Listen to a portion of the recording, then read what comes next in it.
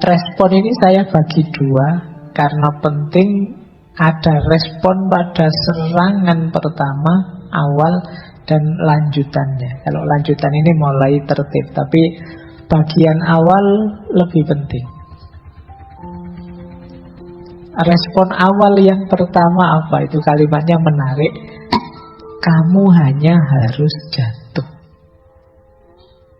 Maksudnya apa? Berpikir yang ringan saja. Kamu hanya harus jatuh itu. Waduh, pacarku meninggalkanku. Alah yo, ditinggal pacar toh, ya tidak apa-apa lah. Ya nikmati sajalah sakitnya, jatuh sebentar, ya nanti bangkit lagi. Kamu hanya harus jatuh saja. Syukur-syukur bisa ngatur posisi jatuh yang enak. Jadi Allah jatuh saja kok. Atau sadarkan bahwa ya memang bidang ini kamu gagal, bidang yang lain banyak kok. Wong cuma itu aja. Itu kalau bahasanya Gus Dur gitu aja kok repot. Nah, itu kamu hanya harus jatuh kan? Ya sudah, nikmati saja sebentar, nanti terus ayo jalan lagi. Nah, kamu sedih kan? Ya nikmati sedihmu, terus ayo bangkit lagi. Jadi kamu kan hanya harus jatuh. Nah, ya ini kalau diucapkan enak, cuma dijalani ya pening. Tapi ya memang rumus sederhananya itu. Biasanya yang nambah runyam persoalan itu kita mendramatisir. Sebenarnya bisa kok kamu hadapi, kamunya saja yang suka mendramatisir. Pak, pasangan saya itu segalanya bagi saya, Pak. Kalau tidak ada dia, dunia rasanya gelap, langit rasanya runtuh. Pasangan saya itu, Pak. Kamu mendramatisir. Jadi, iyo, tapi kan sekarang kamu ditinggal. Dengan sederhananya kan itu, faktanya kan itu. Jadi, yo, hadapi itu. Jadi fakta konkretnya kan ini, makanya hadapi, jangan menghindar. Nanti tambah lama sembuhmu kalau kamu menyangkal terus. Wong kamu cuma harus jatuh kan, ya sudah jatuh saja terus bangkit lagi. Kemudian jangan lupa perhatikan dirimu. Jangan melakukan apapun yang merusak dirimu. Berarti apa? Akal sehatmu harus hidup. Terus yang keempat, penting juga, sudahlah, tidak usah terlalu dibahas yang salah siapa. Tidak usah menyanyi ini salah siapa. Biarlah yang lewat sudah lewat. Bikin cerita yang baru. Jadi lupakan, maafkan. Nah ini Pak enak saja ngomong, ini yang sakit yang nanggung lah. Yo ini tipsnya. Jadi biar kamu tidak sakit. Kalau respon awal selamat, biasanya karena lepas kontrol itu di awal. Kalau sudah, ayo disembuhkan pelan-pelan. Nah itu baru respon lanjutan tadi. Respon lanjutannya apa? Beri dirimu waktu. Tidak apa-apa kok butuh waktu. Ya diikuti prosesnya. Kadang-kadang kita yang agak mempressure mereka, ayo segera lupakan, segera. Loh, tidak segampang itu untuk bisa melupakan. Ya kalau amnesia, kalau masih sehat tidak bisa langsung melupakan. Tetap teringat terus, tidak apa-apa. Beri waktu dirimu, tapi jangan berlama-lama. Memang tidak mungkin bisa langsung lupa. Lewati penyangkalan tadi, ya berarti sudahlah, tidak usah menyangkal lagi, diterima saja. Dan berhenti bertanya mengapa itu terjadi. Terus maafkanlah. Nah, selanjutnya apa? Teringat tidak apa-apa, tapi jangan diingat-ingat. Beda ya, teringat dengan diingat-ingat itu. Diingat-ingat itu berarti sengaja mengingat. Ya kamu tambah sakit nanti. Tapi teringat pasti iya, wong namanya pernah punya banyak kenangan indah, ya mesti saja teringat. Biasa saja, tidak apa-apa. Dia datang silahkan, mau pergi lagi silahkan. Di pikiran loh, Pak kok saya teringat dia, ya tidak apa-apa, diikuti saja. Nah, nanti pada saatnya ya lupa lagi. Nanti kapan datang ingat lagi, lupa lagi. Biar saja. Tapi jangan secara sengaja diingat-ingat. Kelihatan kok secara sengaja mengingat-ingat. Jangan-jangan kamu tiba-tiba stalking Instagramnya, ngecek YouTube-nya. Ya kamu tambah sakit nanti kalau ke situ-situ lagi. Jangan-jangan dia posting sama pasangannya yang baru. Wah, tambah sakit lagi kamu. Kamu tidak pernah diposting pasanganmu yang baru, kamu tidak dapat. Atau yang kamu dapat levelnya di bawah yang tinggal kamu, misalnya. Sudah lah, tidak usah dipikir lagi, tidak usah mancing-mancing ke situ. Kemudian apa? Tetap merasa berharga. Jangan minder, menjatuhkan value tadi sampai ke level force yang paling rendah. Merasa dirimu tidak berharga. Engkau tetap berharga. Dia saja yang tidak tahu hargamu.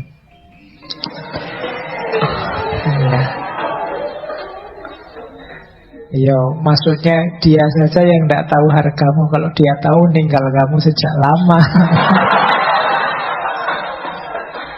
Oke. Terus ya wis, upaya tetaplah engkau orang yang berharga, tidak usah khawatir. Nah, saatnya kamu menghidupkan sistem pendukungmu. Sistem kita itu kan punya banyak sistem pendukung. Kita punya keluarga, kita punya teman, kita punya sahabat, kita lingkungan kita banyak kok. Sistem pendukung di sekeliling kita banyak. Ayo dimanfaatkan. Punya teman curhat, punya sahabat. Kembali ke keluarga yang selalu pasti siap menerima kita.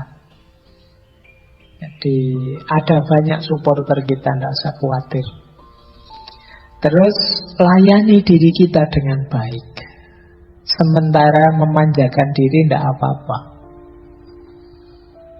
Pengen makan enak, ayo. Pengen tiduran yang lama, rebahan, ayo. Wong yo kemarin juga sudah rebahan terus kan. Jadi sekarang ada alasannya, tidak apa-apa. Terus cobalah aktivitas atau hobi yang baru. Cari kesibukan lah biar nggak ngelamun terus. Terus apa? Bangun kenangan-kenangan baru. Bahkan ada yang bilang datangi tempat-tempat yang dulu kamu perlu kenangan dengan dia, bikin kenangan yang baru di situ. Jadi biar ketumpuk, yang teringat kenangan yang terakhir ini, yang lebih indah. Mungkin dengan keluarga, dengan sahabatmu, yang lebih menyenangkan. Bersosialisasilah, jangan mengurung diri. Akan lebih meringankanmu. Boleh pakai teknik-teknik coping kalau dalam psikologi. Mungkin pernafasan, mungkin meditasi, untuk menenangkan diri. Bisa mempertimbangkan saatnya membuka hati kembali. Jangan khawatir, yang lain masih banyak yang mau dengan dirimu. Setiap orang ada jodohnya. Nah, ini rumus sederhana untuk tetap membuatmu kuat. Tidak usah khawatir. Kan alasan yang paling enak untuk menenangkan diri kan, memang mungkin bukan jodohku. Nah, itu paling nyaman. Kita bersandar kembali ke Tuhan. Kalau Tuhan tidak menghendaki, ya mau apa? Sekuat apapun kita, tanpa kehendaknya tidak ada apa-apanya. Nah, itu lebih ringan. Nah, nanti yang semacam ini kita bahas di minggu keempat ketika kita berhadapan dengan perspektif sufisme. Cuma malam hari ini memang kita pahami dulu situasinya orang yang patah hati. Kemudian kalau memang agak gawat, misalnya stres, depresi, mau agak mengkhawatirkan, jangan malu-malu, jangan ragu-ragu untuk mencari konseling atau berobat ke ahli jiwa. Karena tadi loh, efeknya ternyata bisa besar untuk kesehatanmu lahir dan batin. Maka tidak apa-apa kamu mendatangi ahli jiwa. Baik, jadi ini respon-respon ideal. Nah, sekarang kita lihat beberapa perspektif psikologi ya. Ini menarik. Ada tuntunan dari Brian McGill. Kata dia, sebenarnya ayo kita lihat dari sudut pandang yang berbeda. Kata dia, sebenarnya hatimu bukan patah. Hati tak akan bisa patah. Yang kamu rasakan adalah sakitnya tumbuh. Hatimu tumbuh dalam kebijaksanaan, kelembutan, dan kekuatan, sehingga suatu hari nanti kamu bisa mencintai lebih hebat. Jadi mari kita pahami secara berbeda. Ini persis pelajaran filsafat. Jadikan apapun jadi pelajaran, termasuk patah hati. Pelajaran itu berarti kita pahami dalam rangka kita tumbuh jadi lebih baik. Kita harus tambah baik dari pengalaman, termasuk pengalaman patah hati. Maka peristiwa hati yang patah itu jangan dipahami hati yang patah, tapi kita pahami sebagai pelajaran untuk kita tumbuh. Sekarang aku tahu cara hidup bersama yang tidak mengecewakan pasangan. Sekarang aku tahu maknanya kesetiaan.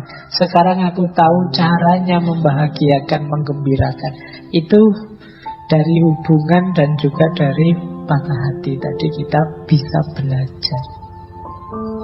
Jadi katanya Brian McGill, yuk kita membacanya jangan hanya di aspek kekecewaan dan kesedihan, tapi kita membacanya di aspek pelajaran hidup yang kita dapat. Tambah banyak pengalaman, tambah matang kita menyikapi hidup ini. Nah, ini yang sulit diperoleh kalau hanya dari buku. Perlu kita dapat dari pengalaman. Jadi ini pelajaran menurut saya jadi strategi untuk kita biar tidak terjebak di situ-situ terus. Tapi kita mengambil sudut pandang yang berbeda bahwa penderitaan yang kita rasakan itu hakikatnya adalah pelajaran. Nah, ada lagi pelajaran dari Hemingway. Kata dia, the most painful thing is losing yourself in the process of loving someone too much and forgetting that you are special too. Kalian boleh tetap nyambung, boleh pisah, tapi tolong jangan kehilangan dirinya. Banyak orang yang saking melekatnya pada seseorang dengan alasan saking cintanya, sampai dia melenyapkan dirinya, kehilangan dirinya. Jadi cinta berubah jadi kompromi-kompromi. Asal engkau tidak pergi, aku rela berubah jadi apapun yang engkau inginkan. Ini namanya kompromi, bukan cinta. Atau kalau pasanganmu hanya mau mencintaimu dengan syarat dan ketentuan seperti iklan, ya itu kan, kalau iklan itu kan begitu. Aku mencintaimu terus ada tanda bintangnya di bawahnya, syarat dan ketentuan berlaku loh. Itu bukan cinta, itu dagang. Jadi di antara kuncinya cinta itu bisa tegak, ya engkau jadi dirimu, dia jadi dirinya. Kemarin dulu kita bahas yang ini ya, ketika kita membahas Khalil Gibran. Jangan lupa masing-masing kalian itu istimewa. Justru istimewanya terletak dalam perbedaan. Jadi kunci mencintai itu kan salah satunya ada respect, saling menghargai. Jadi kalau ada cinta yang membuatmu kehilangan dirimu dalam proses mencintai itu, sebenarnya itulah the most painful thing, kata Hemingway. Itu yang paling menyakitkan.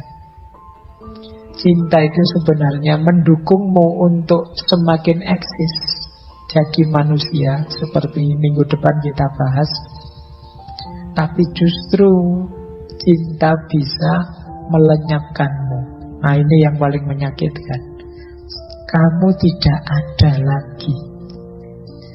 Kamu memasrahkan dirimu sepenuhnya pada yang engkau cintai, sesuai keinginannya, sesuai perintahnya, sesuai kehendaknya, ya selesai, kamu kehilangan dirimu. Dan sebenarnya itulah yang paling perlu disesali. Ini kata Hemingway. Nah, ini pelajaran selanjutnya. Jadi patah hati itu natural saja, karena yang bertemu itu bisa cocok, bisa tidak. Perpisahan itu niscaya. Tapi semoga kalian tidak kehilangan diri, tidak berkompromi. Nah, ini juga ada kalimat, air mata yang mengalir untuk orang lain itu bukan tanda kelemahan, tetapi tanda hati yang jernih. Nah, ini oke ya. Jadi apa, kalau patah hati tidak usah malu-malu, nangis saja tidak apa-apa. Justru itu menunjukkan ya kalian memang tulus mencintainya. Makanya ketika berpisah sakit. Nah, ya yang cowok juga tidak usah malu-malu, kalau pengen nangis ya nangis, tidak apa-apa. Kenapa? Ya mosok kamu bisa terus ketawa, itu berarti tidak cinta, tidak tulus tadi. Bisa terus nyukur-nyukur ke, yo rasain lu, enggak lah. Kalau memang tulus kemarin mencintai, berpisah itu memang sakit. Tidak apa-apa menangis, karena tangisan itu bukan pertanda bahwa kamu lemah, tapi pertanda bahwa kamu tulus. Jadi wong manusia itu makhluk makna. Apa-apa ya kamu maknai yang positif lah. Tangisan dimaknai sebagai ketulusan. Nanti perpisahan dimaknai sebagai takdir atau barokah atau apalah, monggo. Nah, itu kan lebih meringankan hatimu daripada kamu maknai sebagai bencana. Atau maknai seperti tadi, begitu diputus, oh ini berarti Allah sedang memberiku pelajaran tambahan. Aku harus nyari pelajaran lagi ke yang lain, tidak hanya pelajaran ini. Nah, itu lebih meringankan. Jadi ini quotes yang ini mengajarkan kita untuk memberi makna yang positif saja. Baik. Nah, ternyata kata Josh Harris ini yang tadi punya quote sebelumnya, ada yang lebih menyakitkan dibandingkan patah hati. Waiting hurts, forgetting hurts, but not knowing which decision to take can sometimes be the most painful. Menunggu itu menyakitkan, melupakan juga menyakitkan. Tetapi tidak tahu mana yang harus aku lakukan, aku putuskan, itu biasanya kadang-kadang jauh lebih menyakitkan. Berarti apa? Situasi tidak jelas itu lebih menyakitkan. Kamu itu masih cinta padaku apa ingin pisah? Nah, kalau masih cinta kok begitu, kalau pengen pisah kok begitu, tidak jelas. Aku harus melupakanmu atau menunggumu, itu tidak jelas juga, itu jauh lebih menyakitkan. Nah, yang pengalaman mesti ngerti lah. Seperti apa digantung tidak jelas. Nah, oke, baik. Ini beberapa quotes.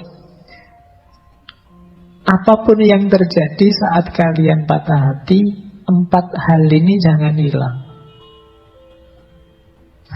Kalau hilang bencana, double. Yang pertama apa? Badan sehat. Yang kedua akal sehat. Yang ketiga makna hidup. Yang keempat moral, akhlak. Patah hati bukan alasan kalian boleh melakukan apa saja, termasuk yang nabrak norma-norma moral, akhlak dan adab. Jadi kalian boleh ngapain saja untuk melampiaskan, mencari hiburan, tapi jangan nabrak norma, akhlak dan adab. Jangan kehilangan makna hidup dan tujuan hidup. Pastikan akalmu tetap sehat, badanmu tetap sehat. Apapun yang terjadi. Nah, mau kamu menyanyi-nyanyi sedih berhari-hari, berminggu-minggu, mau kamu nangis menghabiskan berbantal-bantal, tidak apa-apa. Asal badanmu tetap sehat, berarti ya habis nangis kalau waktunya makan ya makan. Jadi biar tetap sehat. Nah, akal sehatnya juga dijaga, jangan melakukan yang aneh-aneh. Makna hidup juga harus tetap diyakini. Hidup tetap harus bermakna. Versimu, meskipun setelah patah hati mungkin ada pergeseran-pergeseran, tapi jangan hidup tanpa tujuan. Dan akhlak, jangan diterjang, jangan ditabrak. Begitu kalian nabrak 4 hal ini, maka kalian tidak keluar dari masalah, tapi akan nambah masalah. Pokoknya jangan lupakan ini saja. Sisanya setiap orang mungkin punya strategi sendiri, tapi ini nanti jadi kunci. Karena itu tadi, kalian kan hanya harus jatuh. Wong cuma hanya jatuh itu saja kan tidak harus mengorbankan keseluruhan hidupmu. Nah, ini 4 yang jangan hilang.